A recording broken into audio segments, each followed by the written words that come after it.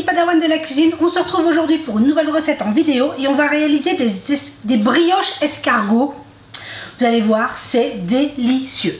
Pour commencer notre recette, nous aurons besoin de 200 g, 20 centilitres de lait tiède, auquel je viens ajouter 15 g de levure fraîche. On pourrait mettre un sachet de levure de 5 g, ça ferait très bien l'affaire également. Donc on va laisser notre lait sur le côté, le temps que notre levure fonde. Dans la cuve de mon robot, je suis venue mettre 400 g de farine. Ici c'est de la T55, mais vous pourriez très bien utiliser de la T45, de la T65. Ça ne pose pas de problème. Comme je vous l'ai déjà dit, c'est juste le taux d'humidité qui va varier. Donc 400 g de farine. À ma farine, je vais venir ajouter 65 g de sucre, 3 g de sel, un œuf entier et 30 g de beurre fondu.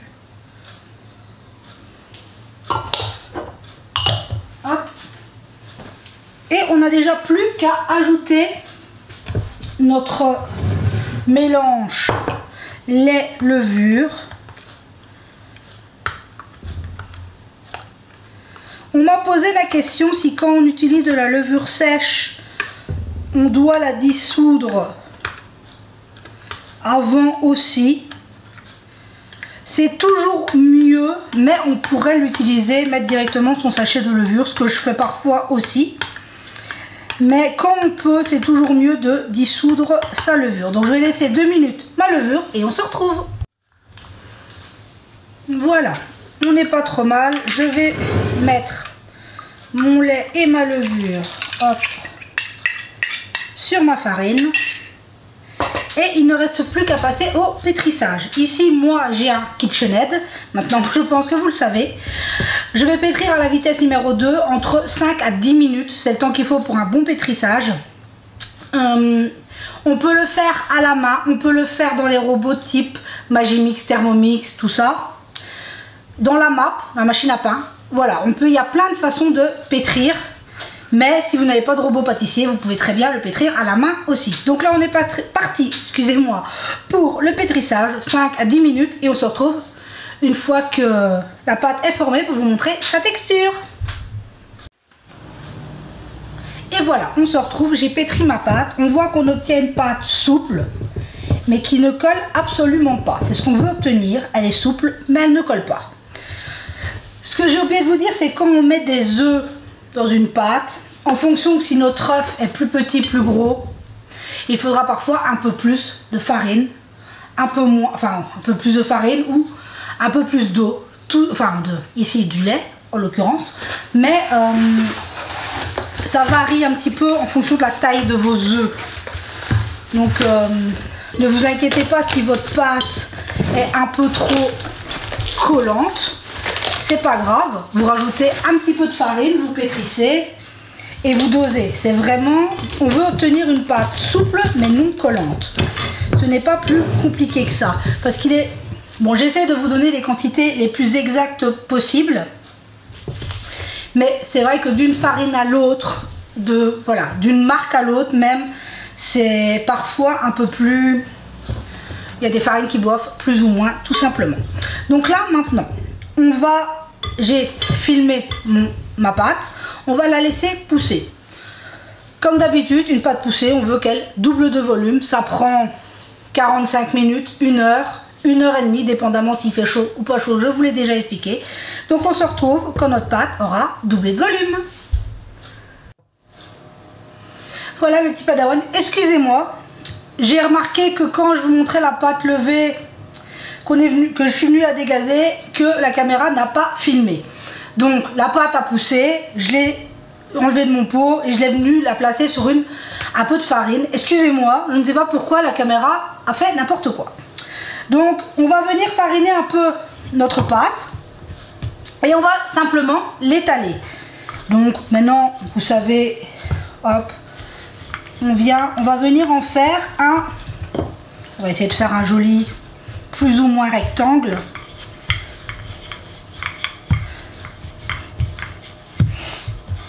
Après, ce n'est pas obligé d'être parfait. Vous voyez, on veut juste que ce soit plus ou moins de la même taille pour façonner nos petits escargots. Excusez-moi encore pour ce problème technique qui a venu chambouler la pâte. Voilà, donc ici on a une belle pâte qui se détache très très bien, elle ne colle pas. Hop. Donc c'est parfait. J'ai façonné un carré, enfin un rectangle plus ou moins harmonieux. Et ici, tout simplement, maintenant, je vais au rouleau derrière moi. Je suis venue préparer une crème pâtissière. La recette est déjà plusieurs fois en ligne sur la chaîne. Je suis venue la détendre. Je l'ai préparée hier, je l'ai mis au contact au frigo et maintenant je viens la détendre. La seule petite chose que j'ai fait à cette crème pâtissière, c'est que je ne l'ai pas sucrée. Donc, vu que la pâte à brioche est sucrée et qu'on va y rajouter du chocolat, j'ai préféré ne pas la sucrer. C'est un choix pour éviter que les petites brioches soient trop sucrées. Libre à vous de sucrer ou non. Comme quantité de crème pâtissière, j'ai fait 350 g de lait, donc 35 centilitres, avec un 9 entier et 2 jaunes. 20 g de farine et 15 g de maïzena si ma mémoire est bonne. Je ne suis pas venue ajouter du sucre volontairement. Après, on le fait ou on ne le fait pas, libre à soi de faire comme on veut. Donc je viens étaler ma crème pâtissière partout sur ma pâte. Jusque là, c'est vraiment hyper simple. Maintenant, je vais venir y ajouter du chocolat. Ici, c'est du chocolat rubis.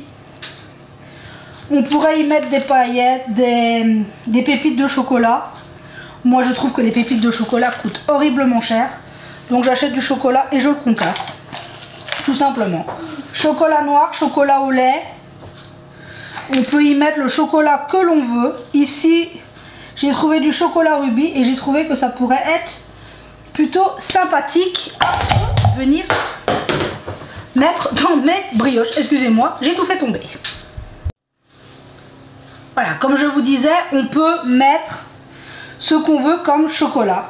Et on va tout simplement venir, hop, faire un escargot. C'est vraiment hyper facile. On pourrait, ici j'ai choisi d'y mettre du chocolat. Mais on pourrait très bien venir y mettre, excusez-moi. Excusez-moi, une canne de tout. On pourrait venir y mettre des raisins secs qu'on aurait fait tremper. On peut vraiment varier les saveurs comme on veut. Maintenant, ce qu'il nous reste à faire, on va couper nos escargots de 1,5 cm, 2 cm.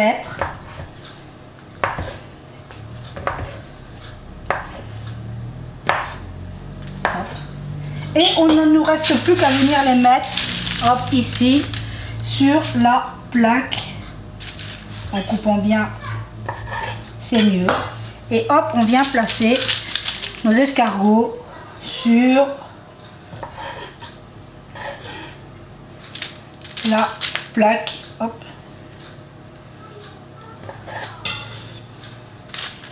Comme ceci.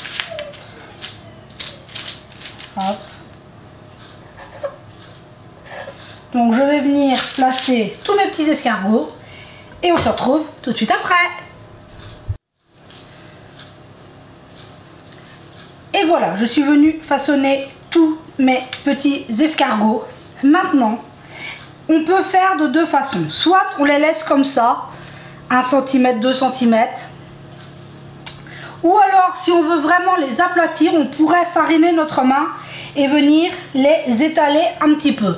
Moi, je préfère les laisser comme cela, mais après, libre à vous, vous pourriez, en farinant bien vos mains, venir les étaler un petit peu. Moi, je les ai mis, ils vont se toucher à la cuisson. Ce n'est pas très grave, ça ne me dérange pas. Si vous voulez les avoir plus en individuel, enfin, mieux, pas collés, vous en mettez moins sur la plaque. Tout simplement. Moi, ça ne me dérange pas d'avoir une grande plaque de brioche escargot. Tout simplement. Donc là, maintenant, j'ai préchauffé mon four à 170-170 degrés, chaleur tournante. Et on est parti pour 20 minutes de cuisson. Ça va quand même être assez rapide. Donc là, c'est parti pour la cuisson. On se retrouve tout de suite après. Et voilà mes petits padawans, on se retrouve 20 minutes de cuisson à passer. On voit, ils sont magnifiques, légèrement dorés. Bien cuites, bon là elles sont brûlantes, on va les laisser refroidir, mais c'est vraiment, et ça sent divinement bon. Voilà, les petits vont être super contents pour le goûter. Donc là on va les laisser refroidir, on se retrouvera tout à l'heure pour s'en découper une. Et voilà, on se retrouve, j'ai laissé refroidir mes brioches escargots. Regardez-moi ça, c'est hyper moelleux, c'est bien cuit, c'est gourmand, c'est juste magnifique. Je vous en ai coupé une, regardez-moi cette jolie spirale. C'est vraiment super joli. En plus, c'est hyper simple à réaliser, un vrai jeu d'enfant. La pousse n'est pas excessivement longue et ça plaît aux enfants. Mais comme je vous dis ici, j'ai mis du chocolat rubis, mais chocolat au lait, chocolat noir, des raisins, mettez-y ce que vous voulez. C'est vraiment un goûter gourmand que les enfants adorent, les grands aussi d'ailleurs. Sur ce, j'espère que chez vous, il fait beau. Ici, c'est ensoleillé avec quelques nuages. Voilà. Là, il fait un peu gris sur le coup, mais normalement, il y avait un peu de soleil. J'espère que vous continuez à faire très attention, que vous restez prudent. C'est très important. N'oubliez pas que la santé est très fragile et il faut vraiment faire attention. Protégez-vous, protégez ceux que vous aimez. C'est le plus important. J'espère que cette recette vous aura plu. Je tenais à vous remercier pour vos mots, vos partages, vos commentaires. Merci infiniment. On est de plus en plus nombreux sur la chaîne et c'est vraiment grâce à vous que je suis là. Donc merci. C'est vraiment une merveilleuse aventure. Merci aux petits nouveaux et aux anciens. On est vraiment une famille de cœur exceptionnelle. Merci à vous tous d'être là. Sur ce, je vous souhaite une merveilleuse journée et que tout se passe bien pour vous. Et on se dit à très vite pour la prochaine recette.